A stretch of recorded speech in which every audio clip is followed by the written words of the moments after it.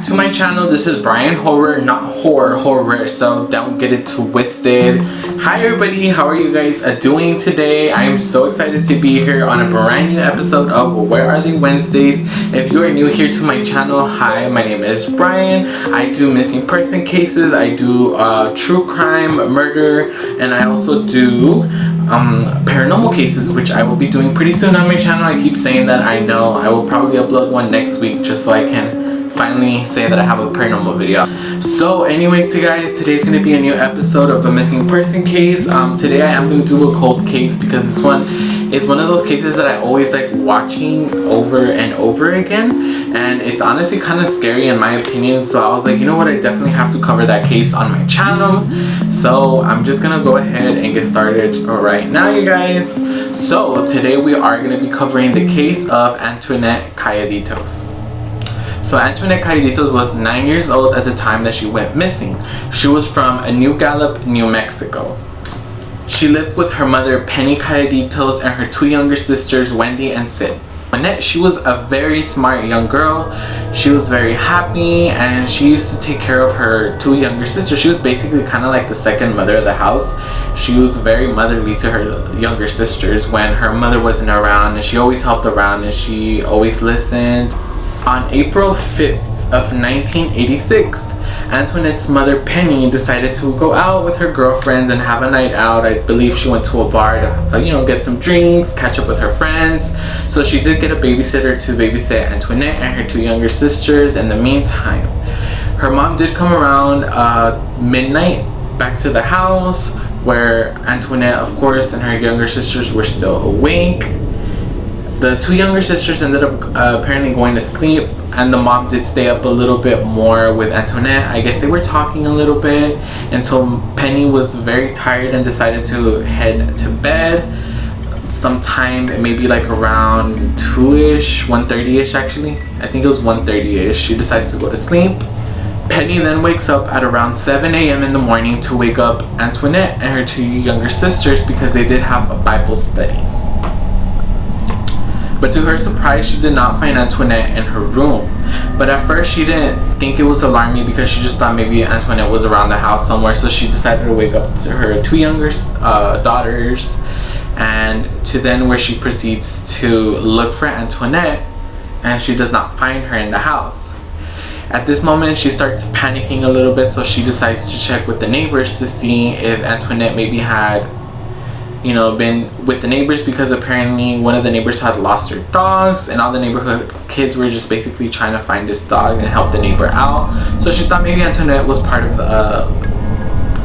was probably helping out the neighbor try to locate the dog. But when she checks in with all her neighbors, nobody had seen Antoinette.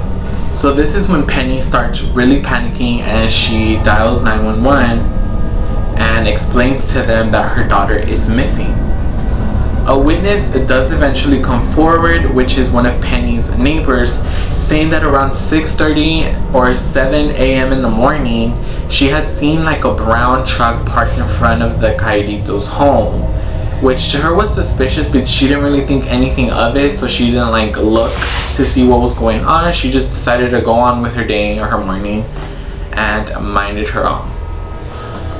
Unfortunately, there was no leads and no trace of Antoinette anywhere, so the case immediately goes cold. There weren't really much leads or tips coming in until a year later, when a 911 call comes to Albuquerque Police Department, and I will play the following for you guys. Police Department. Hello. I'm Anthonette Cayedito. Okay, whereabouts in Albuquerque? Who said it could use a help? Hello? Anthonette, where are you? Anthonette? Hello?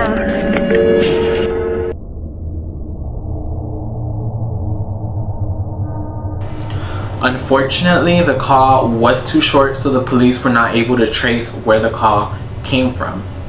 And eventually the case is cold once again, and there are no leads until 4 years later, and around 1991, a waitress reported in Carson City, Nevada. She was waitressing a table at the restaurant that she worked at when she came upon a couple and a younger girl that was around 14 to 13 years old. The couple looked very odd. They were not well kept together apparently, and the younger girl did seem to look a little off. Things that the waitress did report were suspicious was that the younger girl would drop her utensils very often, and when the waitress would pick up the utensils and hand her the utensils, the younger girl would basically grab the waitress's hand and squeeze it, as if to basically, you know, try to signal her for some reason. The waitress didn't think anything of it, so she goes on with her job, and eventually when she comes back to bust the table that the couple and the younger girl were at, she notices that under the girl's plate there was a note left behind that said something in the lines of, "Please help me, call the police." That is when the waitress decides to phone the police and report this suspicious activity. And of course, this case, you know, eventually doesn't have any more leads. There are no more tips really coming in. And it's not until the detectives actually decide to re-interview Wendy, which is Antoinette's younger sister, to see what happened, you know, the events that took place at that night when she went missing. So Wendy, who was 5 years old at the time of Antoinette's disappearance, was now 10 years old when the detectives decided to re-interview. Wendy states that it was around 3 in the morning when there was knocks at the door.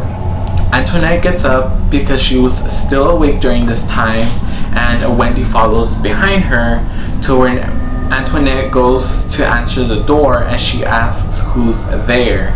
And eventually a man answers saying, "It's your Uncle Joe."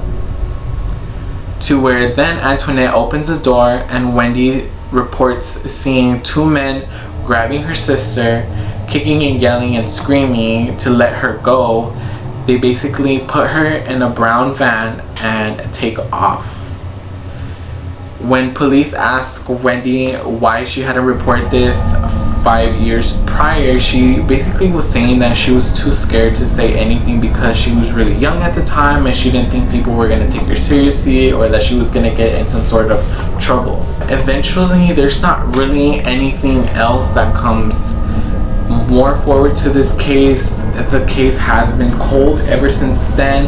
At one point, investigators did question the Cayeditos family because they did believe like the family knew something more than they had been telling in the beginning, because for example Wendy had testified something completely different, that she hadn't seen anything or heard any knocks in her first interview with detectives, and 5 years later she ends up deciding to tell them, you know, the events that take place that leads investigators to believe that Antoinette has been abducted. So they did polygraph Penny, who ended up not passing her polygraph test. It ended up coming inconclusive, and if you don't know what that means, basically is that like she's not either telling the truth and she's not lying as well. So obviously, you know, there's something suspicious going on there, and they did eventually ask her to take a second polygraph test, which she did refuse to. Some people do speculate that it was Antoinette's mother, since like I mentioned earlier, she had bought her in a brand new sports car. A couple years later, after Antoinette goes missing, or like a year later, something like that, I was hearing like a news article talking about that. Even though the family was not financially stable enough to buy like a brand new sports car. But unfortunately, we won't know anything else, since Antoinette's mother, Penny, did pass away, I believe like in the late 90s, early 2000s. She is no longer alive, so they might not ever know if there really is anything else to the case, really. Currently this investigation is still going on. It's really unfortunate because this is one of those cold cases. I believe Antoinette now would be like 41 years old, around that. She would already be in her 40s, which is really scary. She's been missing since she was 9 years old. But yes, that's really what I have for today, guys. I know it was a little bit of a short one, but this is one of my favorite cases that I like to watch people cover, so I decided, hey, I guess, you know, why not make one myself. I hope you guys really enjoyed this video for today. Give this video a big thumbs up. Hit that bell notification, by the way, so you can get notified anytime I post a brand new video here on my channel. And please, you guys, go ahead and subscribe, become a part of my horror fan bam. And I love you guys so much. Stay safe out there, and bye.